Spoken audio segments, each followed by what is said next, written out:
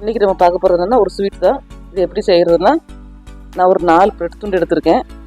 அதை வந்து சைடில் ஓரத்தில் இருக்கிறதெல்லாம் நம்ம கட் பண்ணி எடுத்துக்கிடலாம். அப்படிங்கிற மாதிரி இந்த மாதிரி ஒன்றா எடுத்துக்கோங்க. கட் பண்ணி எடுத்துக்கப்புறம் ஒரு ஒரு ஒரு பீஸை 4 அப்படி இந்த மாதிரி சின்ன சைஸாக கட் பண்ணி எடுத்துக்கிடலாம். நான் இருக்கிற 4 பீஸை இந்த மாதிரி கட் பண்ணி வச்சுக்கிட்டேன்.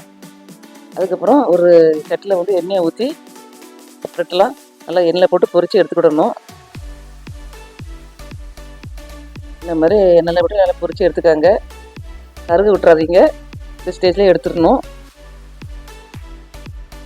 அதுக்கப்புறம் அதை எடுத்து ஒரு பாத்திரத்தில் இருக்கிறதெல்லாம் சுட்டு ஒரு பாத்திரத்தில் எடுத்து மாற்றி வச்சுக்கிடலாம்.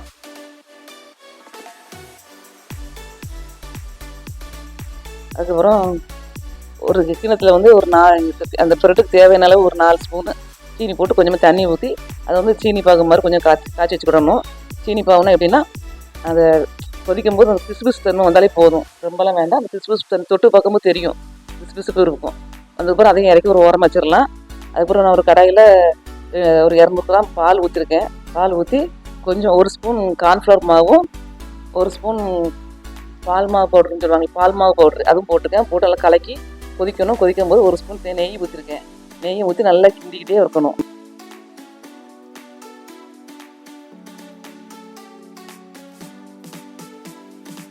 அதெல்லாம் கொதிக்கிட்ட ஒரு பக்கம் நமக்கு செஞ்சு வச்ச சீனி பாவில் அந்த பிரெட்டு துண்டத்துக்கு அதில் போட்டாச்சு. போட்டு ஊரெல்லாம் விடக்கூடாது. அப்படி போய்ட்டு ஒரு பரட்டி எடுத்து தனியாக ஒரு பிளேட்டுக்கு மாற்றிடணும். உள்ளே ஊற வச்சோம்னா அப்படியே நமத்து போயிடும், இதாகிடும், கரைஞ்சிரும். எடுத்து வச்சதுக்கப்புறம் இங்கே பார்த்தோம்னா நல்லா இந்த பால் மாவு கார்ன்ஃப்ளவர் மாவு நல்லா கட்டி ஆகிட்டு.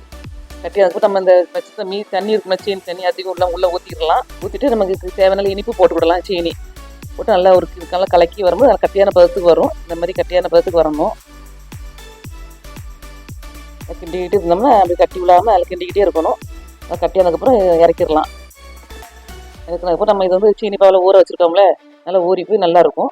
அதுக்கப்புறம் ஒரு ஸ்பூன் வந்து அதை செஞ்சு வச்ச பாலை எடுத்து கொஞ்சம் கொஞ்சமாக வச்சு ஒரு மேலே போட்டு மூடிடணும். மூடி இப்படி இந்த மாதிரி சமமாக அழுத்தி பிடிக்கணும். சுற்றி இருக்கிறதெல்லாம் இதாக வரும். அதை நம்ம கரண்டியை வச்சு லைட்டாக அப்படி ஓரத்தில் எடுத்துடணும். எடுத்து இந்த மாதிரி செஞ்சு வச்சுட்டோம்னா இது சாப்பிட்றதுக்கு அவ்வளோ ஒரு டேஸ்ட்டாக இருக்கும். நல்லா இருக்கும். ப்ரெட்டு அந்த பால் அது வந்து செஞ்சது வந்து பால் கோவா மாதிரி இருக்கும். இந்த பாலில் நம்ம பால் மாவு போட்டு செய்கிறோமா, அது நம்ம வந்து பால் கோவா மாதிரி இருக்கும். இந்த மாதிரி செஞ்சு பிள்ளைகளுக்கு கொடுங்க. ரொம்ப டேஸ்டியாக இருக்கும். ரொம்ப விரும்பி சாப்பிடுவாங்க. எல்லாருமே சாப்பிடலாம். ப்ரெட்டு தானே, ரொம்ப எல்லாருமே சாப்பிடலாம். இந்த மாதிரி செஞ்சு கொடுத்துட்டு எப்படி இருக்குன்னு சொல்லுங்கள்.